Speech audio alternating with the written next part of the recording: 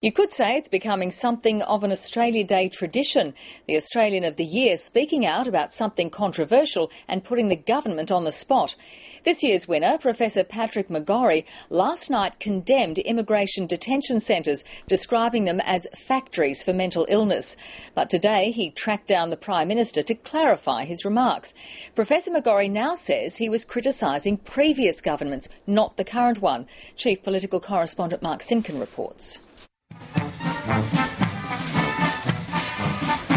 Australia Day can be a time for reflection, relaxation and reconciliation. At a citizenship ceremony, a concerned Australian of the Year sought out the Prime Minister, keen to clarify last night's remarks. Don't worry about that, mate.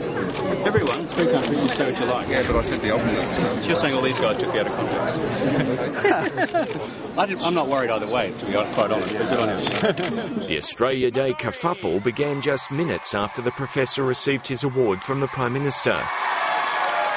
The mental health expert spent decades trying to help young people and refugees, and he lashed out at the policy of holding asylum seekers in detention centres. You could almost describe them as factories for producing mental illness and mental disorder.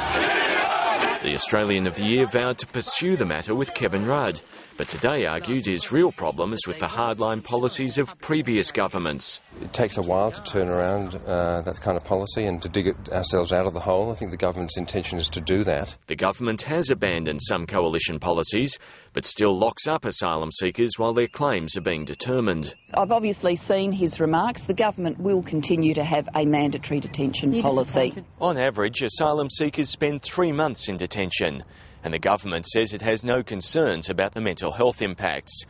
The coalition can hardly exploit the situation because it also supports mandatory detention. But perhaps the real irony is that if Professor McGorry had made his comments a week ago, they wouldn't have been reported. Mark Simkin, ABC News, Canberra.